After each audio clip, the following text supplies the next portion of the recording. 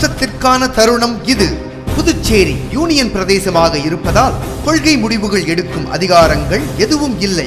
திட்டங்களை சுதந்திரமாக செயல்படுத்த முடிவதில்லை. இதனால் மக்களின் அடிப்படை வாழ்வாதாரங்கள் பாதிக்கப்படுகின்றன. மாநிலத்தின் பொருளாதார வளர்ச்சியில் சீர்குலைவு ஏற்படுகிறது. இந்த நிலையை மாற்ற வேண்டாமா?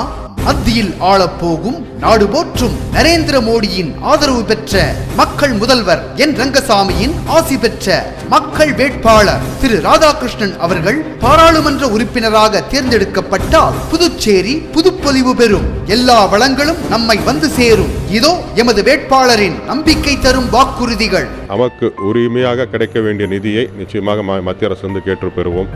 நமக்கு ஆட்சியை நடத்த வேண்டியதற்கு தேவையான சில அதிகாரங்களையும் நம்ம மத்திய அரசு கேட்டு பெற இருக்கின்றோம்.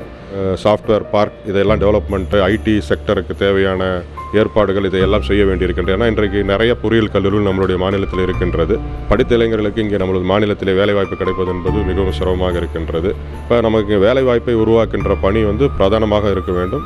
ஓரளவுக்கு படிக்காத மாணவர்கள், இப்போ பள்ளி படிப்போடு நிறுத்திக்கின்ற மாணவர்களுக்கெல்லாம் அவர்களை ஊக்குவிக்கின்ற வகையிலே தொழில் பயிற்சிகள் என்னென்ன தேவையோ அவர்களுக்கு விருப்பப்பட்ட தொழில் பயிற்சிகளை கொடுத்து அவர்களும் பணியாற்றுவதற்கு தகுதியானவர்களாக மாற்ற வேண்டும். அதுதான் அதோட முக்கிய பொறுப்பு. அதே போல் சுற்றுலாவும் ஆன்மீகமும் ஒருங்கிணைந்து இருக்கின்ற மாநிலம் புதுச்சேரி மாநிலம். இப்போ அதற்கான அடிப்படை கட்டமைப்பு வசதிகளும் இப்போ இங்கே வருகின்றவர்கள் பார்த்திங்கன்னா இன்றைக்கு ஒரு நாட்களுக்கு மேல் புதுச்சேரியில் சுற்றி பார்ப்பதற்கு இல்லை என்ற ஒரு சூழ்நிலை தான் இருந்து கொண்டிருக்கின்றது. சுற்றுலா மேம்பட்டால் நிச்சயமாக நம்மளுடைய மாநிலத்திலே பொருளாதார வளர்ச்சி, தேவையான பொருளாதார வளமும் நமக்கு கிடைக்கும். அதனால் இப்போ அதற்கான நடவடிக்கைகளும் எடுப்போம்.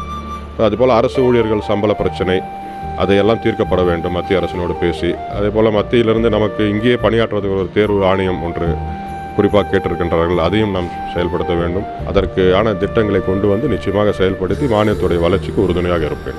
முன்னாடி இப்போ இருக்கின்ற பாராளுமன்றத்தில் 23 ஆண்டுகளாக இருக்கின்றார்கள். அவர் என்ன பணி செய்திருக்கின்றாரோ அதை விட அதிகமாக நான் 5 ஆண்டுகளே செய்து மக்களுடைய மாநிலத்திற்கும் என்னுடைய பணியின் மூலமாக நல்ல முன்னேற்றத்தை ஏற்படுத்தும் என்று நான் தெரிவித்துள்ளேன். மாற்றத்திற்கான தருணம் இது.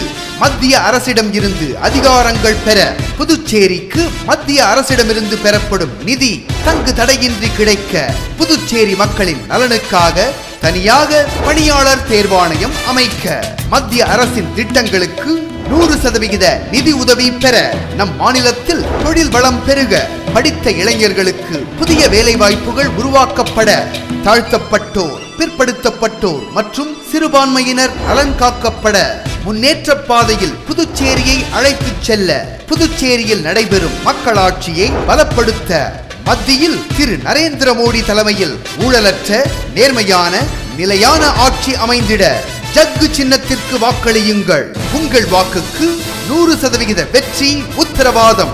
மறவாதீர், இதுவே மாற்றத்திற்கான தருணம். நம் வாக்கு, நம் வாழ்வு, நம் ஜக்கு.